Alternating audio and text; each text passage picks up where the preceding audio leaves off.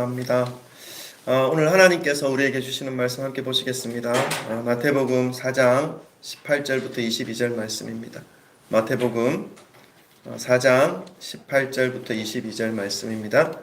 한 절씩 한 절씩 교독하고 마지막 절 합독하겠습니다. 18절부터 22절 제가 먼저 읽습니다.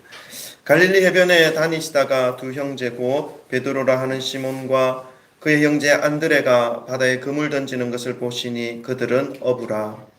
말씀하시되 나를 따라오라. 내가 너희를 사람을 잡는 어부가 되게 하리라 하시니 그들이 곧 그물을 버려두고 예수를 따르니라. 거기서 더 가시다가 다른 두 형제 곧 세베대의 아들 야고보와 그의 형제 요한이 그의 아버지 세베대와 함께 배에서 그물을 빈 것을 보시고 부르시니 다 같이 읽습니다. 그들이 곧 배와 아버지를 버려두고 예수를 따르니라. 아멘. 할렐루야. 주 예수 그리스도 이름을 찬양합니다.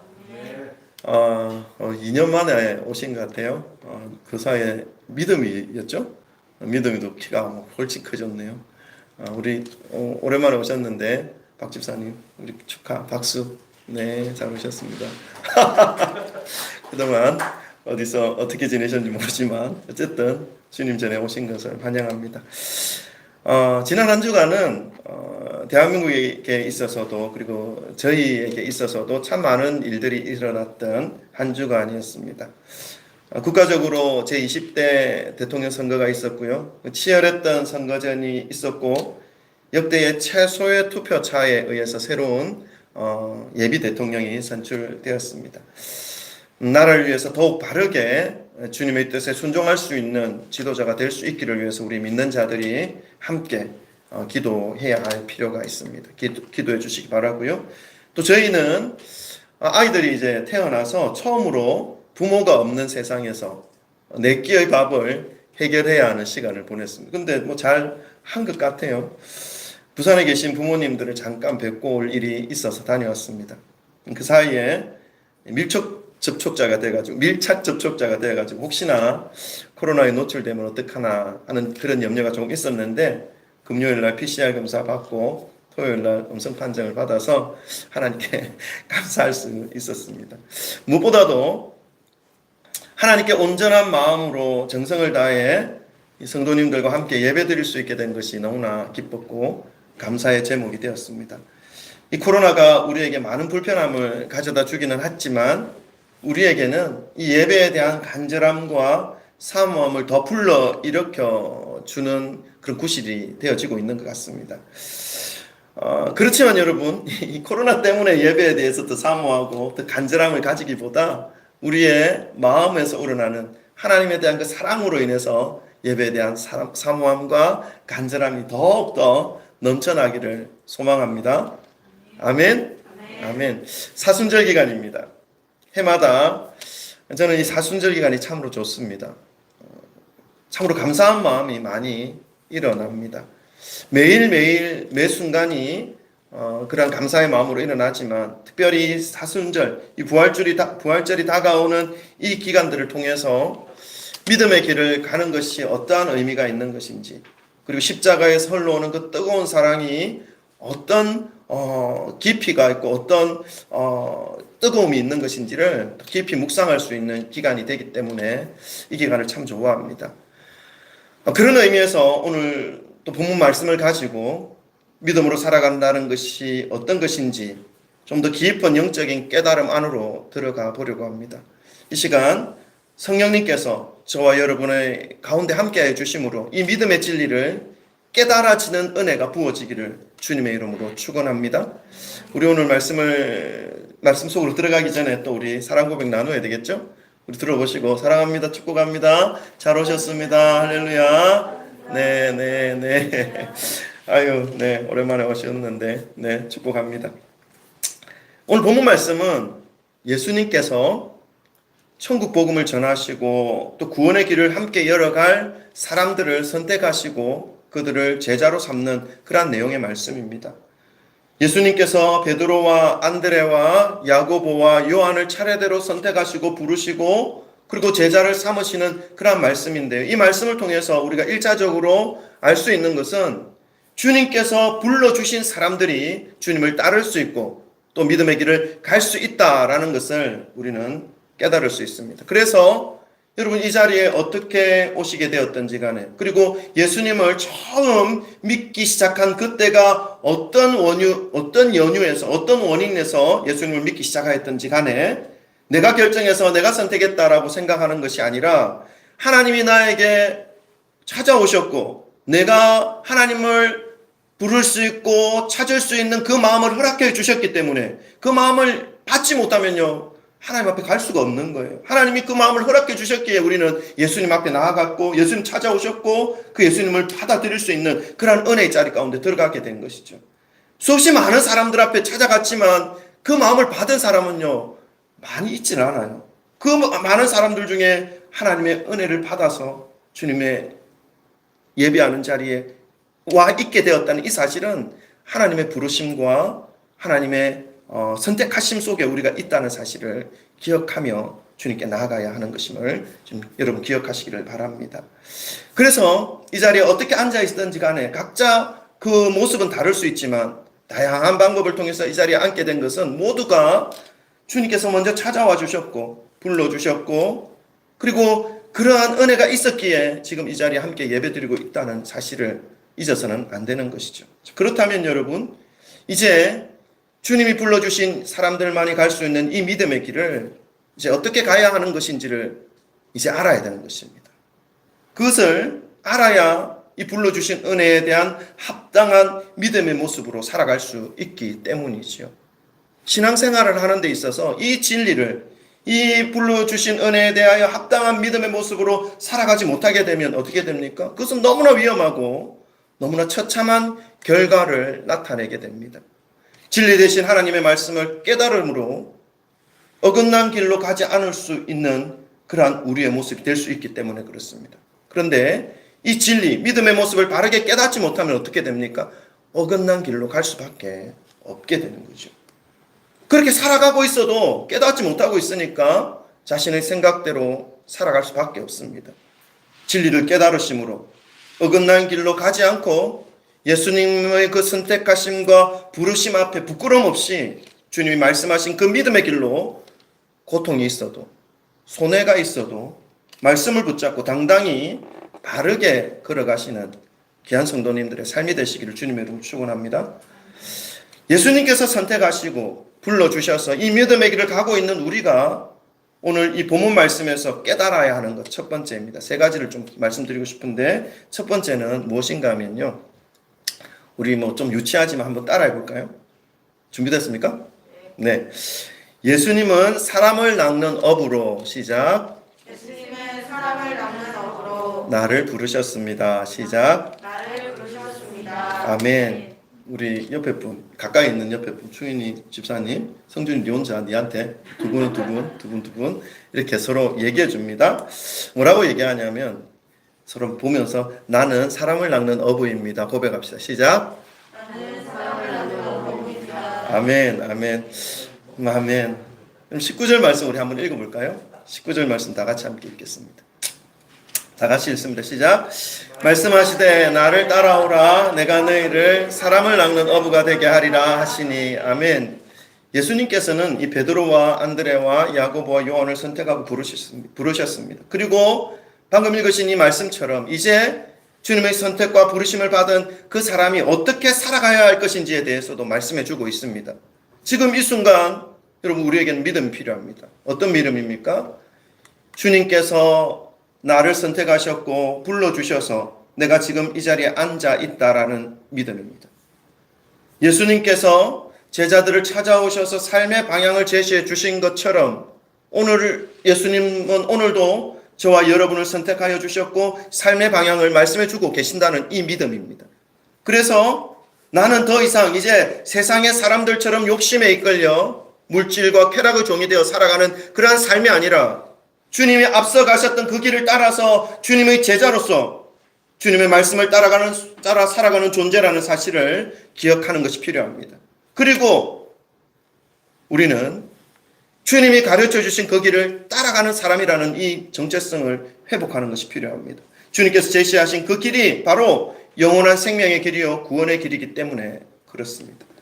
주님은 우리에게 갈 길을 가르쳐 주셨을 뿐만 아니라 실제로 주님께서 먼저 그 길을 가주셨습니다. 보여주셨습니다.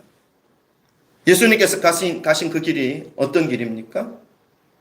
그 길이 바로 이 땅의 모든 사람들을 구원해 주시기 위해서 오신 길입니다. 그리고 또 주님을 믿는 사람들을 구원하시기 위해 걸어가신 그 길입니다. 그 길이 바로 오늘 제자들을 부르시면서 예수님께서 하신 길이지요. 나를 따라오라. 내가 너희를 사람을 낚는 어부가 되게 하리라. 그 길이 바로 사람을 낚는 어부가 되어 살아가는 길이라는 것을 말씀하고 있습니다. 그런데 이 믿는 사람들과 대화를 하면 사람들은 자신이 예수님의 선택과 부르심을 입었다는 것에는 동의를 하고 인정하고 믿는 것에 대하여 어려워하지 않습니다.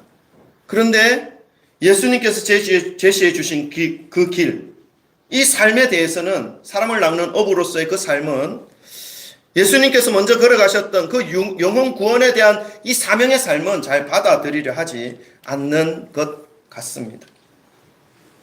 사람들이 왜 이 주님이 먼저 보여주셨고 제시하신 그 삶으로 진입하지 못하고 겉돌면서 주님이 주신 사명과 적당한 거리를 유지하면서 믿는 것 같긴 한데 믿음과 동떨어진 모습으로 애매하게 살아가는 것이겠습니까? 그것은 주님이 주신 이 사명의 삶, 제자로서의 삶에 대한 이 특권과 은혜를 깨닫지 못했기 때문이죠. 주님으로부터 주어진 이 사명을 감당했던 많은 사람들은 하나같이 이 믿음의 특권을 고백하는 것을 우리는 어렵지 않게 찾을 수 있습니다. 제가 찾다가 발견했던 한 인물이 있었는데 그 인물은 리빙스턴이라고 하는 인물입니다. 이분은 스코틀랜드 출신인데 이분은 어렸을 때에 너무나 가난했어요. 근데 어렸을 때 예수님의 그 복음을 받아들이고 주일학교에서 열심히 믿음을 키웠죠. 근데 너무나 가난했기 때문에 헌금 시간에 헌금할 수 있는 돈이 없었어요. 헌금의 그 금액이 재정이 없었죠. 그래서 헌금 바구니가 막 돌아가는데 그 당시에 뭐 우리는 조그만 헌금 바구니 돌리잖아요. 그 당시에는 컸나 봐요. 돌아가는데 자신은 하나님께 뭔가를 드리고 싶은데 드릴 게 없어서 그 헌금 바구니 안에 자기가 들어갔대요. 이 유명한 일화죠. 그래서 자기의 삶을 하나님께 드리고 싶다라고 하는 그 삶을 헌금 시간에 보여줬던 것입니다. 그래서 그 아이가 커서 이제 성인이 되어서 신학을 전공하고 의학을 함께 공부해서 아프리카로 떠납니다. 그래서 아프리카의 선구자 리빙스턴 선교사가 된 것이죠. 그 사람이 이제 16년간 아프리카 밀림을 돌면서 복음을 전하면서 잠깐 영국에 잠깐 돌아왔던 적이 있습니다. 뭐 27번 말라리아를 걸린 상태였고 밀림 정글에서 사자의 공격을 받아서 팔에 부상을 입고 있었던 그런 상태로 이제 영국에 돌아왔는데 영국 캠브리지 대학에서 설교 요청이 들어왔죠. 그 설교 요청하는 그 자리에서 이 리빙스턴 선교사님은 이렇게 말합니다. 이런 말을 한 것이 아주 유명한데 뭐라고 말씀하셨냐면 나는 주님께서 이 아프리카에 들어가 복음을 전하게 하신 일을 즐거워하지 않은 날이 하루도 없습니다. 사람들은 내가 아프리카에 가서 많은 희생을 한 것으로 생각하지만 나는 헤아릴 수 없는 그 하나님의 큰 은혜에 지극히 작은 것으로 보답했을 뿐입니다. 그리고 저는 장차 영광스러운 하늘 소망과 상급을 받기를 바라고 있습니다. 그렇기 때문에 아프리카에서의 삶은 절대로 희생이 아니고 저에게는 아주 큰 특권이었습니다. 라고 그 대학생들, 캠브리지 대학에 있는 그 대학생들과 사람들 앞에서 이렇게 자기의 삶을 나누었던 것이 아주 기록으로 남겨져 있습니다. 사랑하는 성도 여러분, 주님의 택하심과 부르심의 그 의미를 깨달은 사람의 그 삶은 세상 사람들과 같이 살아갈 수가 없습니다. 그 부르심을 통해서 제시해 주신 새로운 비전과 사명이 얼마나 큰 은혜요 특권인지를 인식하고 있기 때문이지요. 여러분의 삶이 주님께서 불러주신 그 은혜에 대한 합당한 믿음의 모습이 되기를 소망합니다. 그래서 이 믿음의 길이 어떤 길인지 올바로 깨닫고 바르게 가시기를 주님의 이름으로 축원합니다.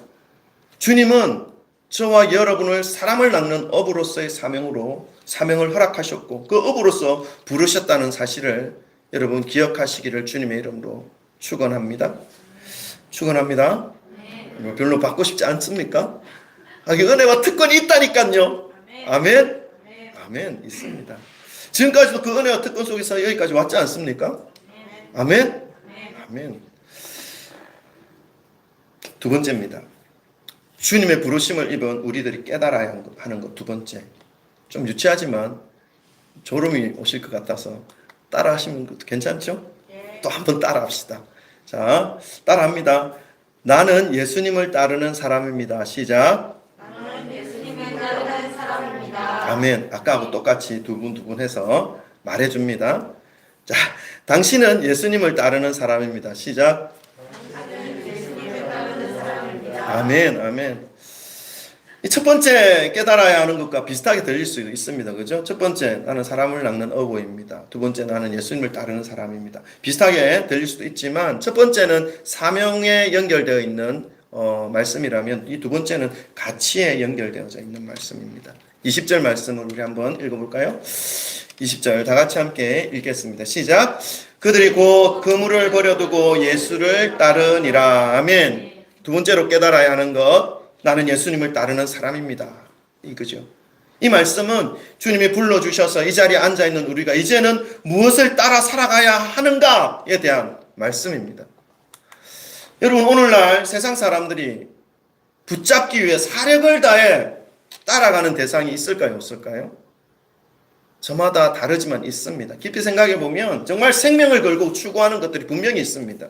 무엇이겠습니까? 예수님일까요? 그런 것 같지는 않습니다. 세상 사람들 중에 정말 예수님을 생명을 걸고 사력을 다해 따르는 분은 정말 찾아보기 쉽지 않습니다. 그렇다면 세상 사람들이 따르고 있는 것은 무엇이겠습니까? 그리고 여러분이 붙잡기 위해서 지금 발부둥 치고 있는 것은 무엇입니까? 물질입니까? 성공입니까? 쾌락, 이 땅에서의 즐거움입니까? 사람이 살아가는 그 삶의 모습의 한 형태로 여러 가지 모습으로 살아가고 있지만 그 한 삶의 모습으로 물질을 추구하는 모습, 성공을 추구하는 모습, 편안함과 안락함, 쾌락을 누리며 살아가고자 하는 그런 모습으로 비춰지는 것이 너무나 많습니다. 모든 사람들이 다 그렇게 살아가고 있다라고 말해도 거짓은 아닌 것 같습니다. 그런데 우리 믿는 사람들조차도 예수님을 진정으로 따르기보다는 이 세상을 더 강력하게 따르고 추구하며 살아가고자 하는 그런 마음이 일어나는 것을 여러분 보고 있지 않습니까? 못 보십니까? 그런데 여러분, 믿는 사람들이 기억해야 할 것이 있습니다.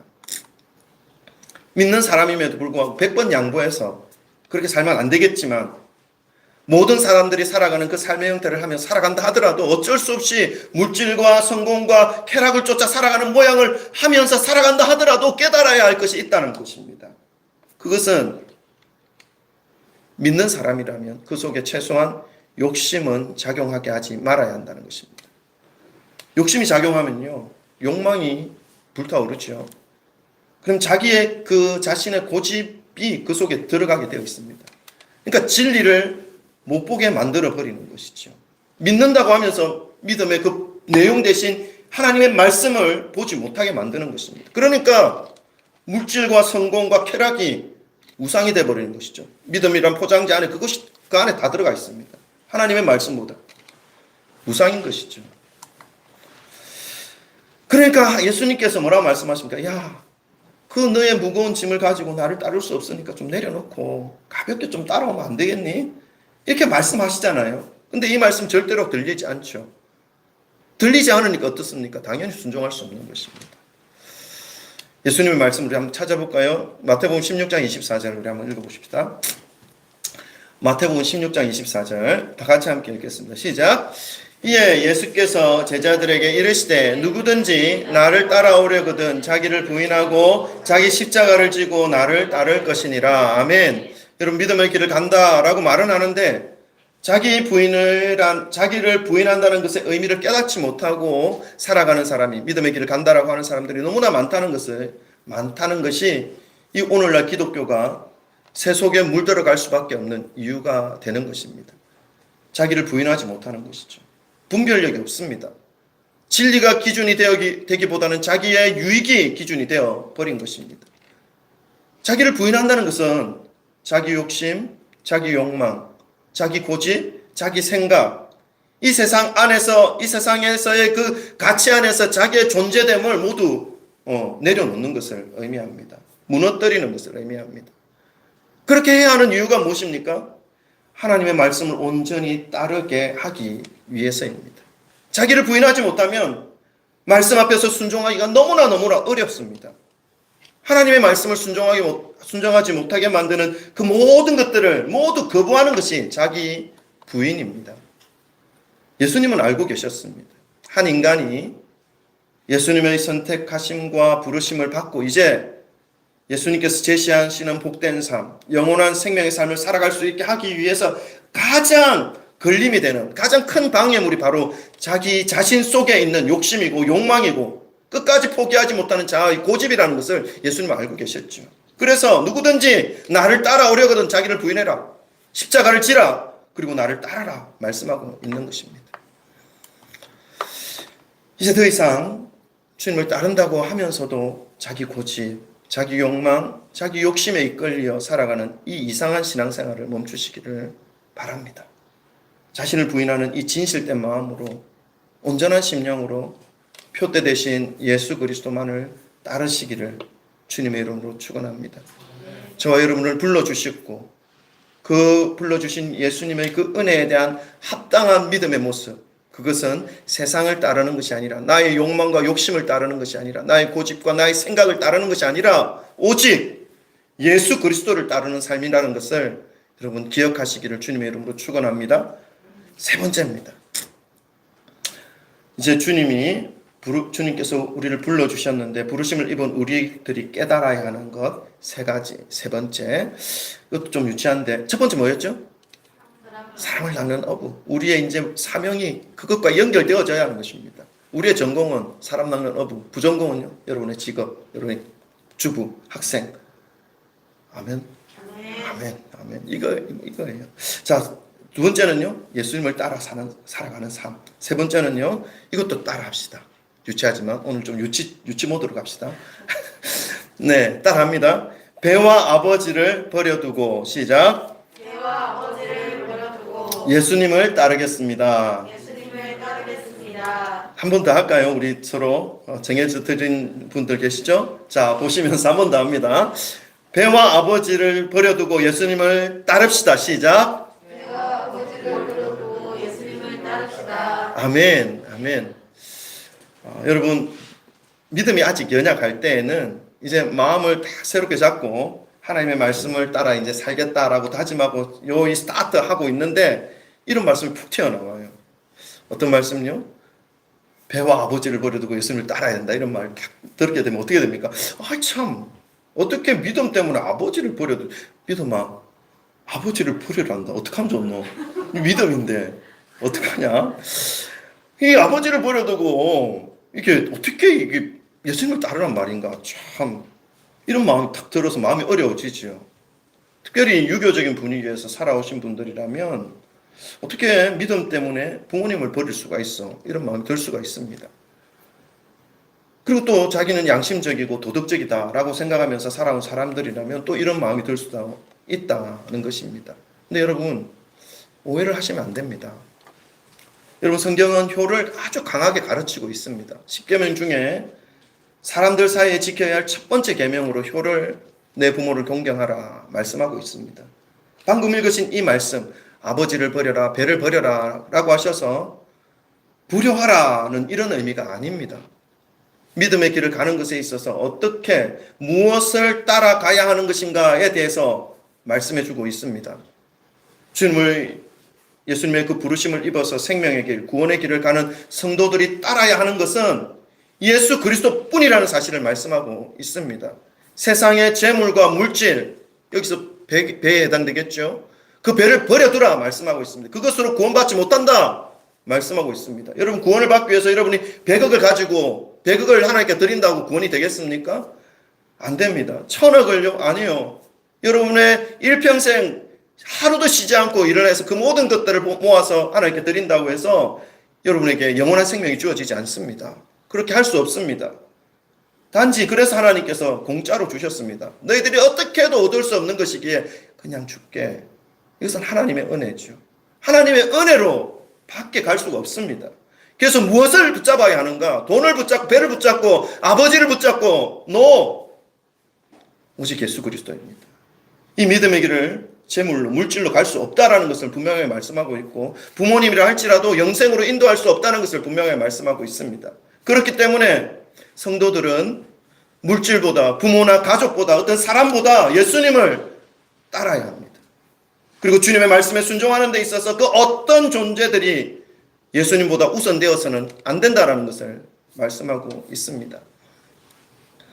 연관되어진 말씀 마태복음 19장 29절입니다. 우리 한번 읽어볼까요? 마태복음 19장 29절 다 같이 읽습니다. 시작. 또 내 이름을 위하여 집이나 형제나 자매나 부모나 자식이나 전토를 벌인 자마다 여러 배를 받고 또 영생을 상속하리라. 아멘. 예수님은 우리가 주님을 따르기 위해 버려야 할 것을 냉정하게 결단하기를 말씀하십니다. 그것이 부모나 형제나 가족이라 하더라도 믿음을 따르는 영원한 생명을 구하는 데 있어서 결단하기를 말씀하고 있습니다. 왜냐하면 신앙은 결단이기 때문에 그렇습니다. 믿음의 길을 가는 데 있어서 하나님의 그 말씀 앞에서 이런 믿음의 결단을 하지 않는 사람은 믿음의 성장이 없습니다. 믿음의 성숙도 없습니다. 자신의 생각의 틀을 끝까지 유지하면서 자신의 생각의 틀에서 벗어나는 말씀은 모두 길을 막고 있는 상태로 살아가는 것이니까 믿음의 결단을 촉구하는 그 설교 앞에서는 마음이 딱딱하게 굳어지게 되는 것이죠. 여러분, 저는 여러분에게 마음을 담아 사랑을 담아 함께 진리의 말씀을 붙잡고 이 믿음의 길을 바르게 갈 것을 권고해 드립니다. 한번 따라해 볼까요? 따라합니다. 준비됐습니까? 내 생각과 다르더라도 시작. 내 생각과 다르더라도 하나님의 말씀을 생명의 말씀으로 받아들이자. 생명의 말씀으로 받아들이자. 아멘. 내 생각 또 따라합니다. 내 생각과 다르더라도 내 생각과 다르더라도 하나님의 말씀으로 하나님의 말씀으로 내 생각을 변화받자. 내 생각을 변화받자. 아멘. 이것만 잘하면요, 여러분 믿음이 성장합니다. 성숙합니다. 오늘 예수님의 부르심을 입은 성도들이 깨달아야 하는 것, 세 번째, 이 배와 아버지를 버려두고 예수님을 따른다라는 것은요, 주 예수 그리스도만이 우리를 영원한 생명으로 인도하신다는 것을 기억하라는 말씀입니다. 이 믿음의 길이 어떤 재물을 붙잡기 위해 살아가는 것이 아닙니다. 어떤 사람을 붙잡고 의지해서 살아가는 것 역시 아니라는 것을 말씀하고 있습니다. 오직 예수 그리스도를 붙잡고 그 말씀에 의지해서 순종하며 살아가는 것, 그것이 바로 예수님께서 불러주신 그 은혜에 대한 합당한 믿음의 모습이라고 말씀하고 있습니다. 말씀을 마무리합니다. 여러분, 오늘 말씀을 통해서 예수님께서 제자들을 부르실 때에 그냥 불러놓기만 하고 뒷짐지고 가만히 계시지 않았습니다. 그들이 살아가야 할 삶의 방법과 모습도 함께 제시해 주셨습니다. 우리에게도 마찬가지입니다. 이 시간 이곳에 있다는 것은 예수님께서 우리를 불러주셨음에 대한 증거입니다. 그렇다면 우리에게도 예수님이 제시한 삶의 모습이 분명히 있습니다. 오늘 그 세 가지를 말씀을 드렸습니다. 그것은 첫 번째, 나는 사람을 낚는 어부입니다. 살아가는 순간순간의 목적, 사명이 이것으로 이어져야 합니다. 둘째는요, 나는 예수님을 따르는 사람입니다. 나의 삶의 가치가 어디에 있느냐, 나의 삶의 방향이 어디에 있느냐, 세상이냐 예수냐, 이것을 결정하는 것입니다. 세 번째는요, 배와 아버지를 버려두고 예수님을 따르는 것. 유일하신 구원의 길이 예수 그리스도라는 사실을 인정하느냐 인정하지 않느냐, 길을 막고 가느냐, 내 마음을 열고 예수 그리스도의 말씀을 받아들이고 가느냐, 말씀을 받아서 구원의 길로 가라고 말씀하고 있습니다. 성도로서 이 세 가지의 모습을 기억하시면서 불러주신 그 예수 그리스도의 은혜에 대한 합당한 믿음의 모습으로 정말로 성도다운 성도가 되어 믿음의 길을 끝까지 완주해내시는 귀한 성도님들 되시길 주님의 이름으로 축원합니다. 우리 오늘 이 말씀에 관련된 찬송을 하나 같이 했으면 좋겠어요. 예수가 좋다고 박수 치면서 믿음의 결단하면서 하나님께 찬양했으면 좋겠습니다. 많은 사람들 우리 믿음의 결단하고 찬양합니다.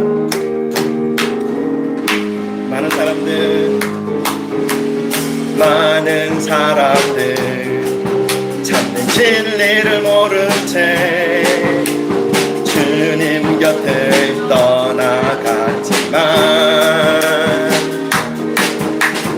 내가 만난 주님은 참 사랑이었고 진리였고 소망이었어.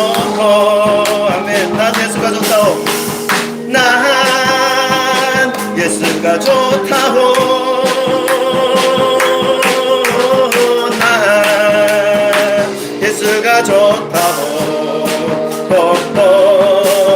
나를 사랑한다던 베드로 고백처럼 난 예수를 사랑한다오. 2절입니다.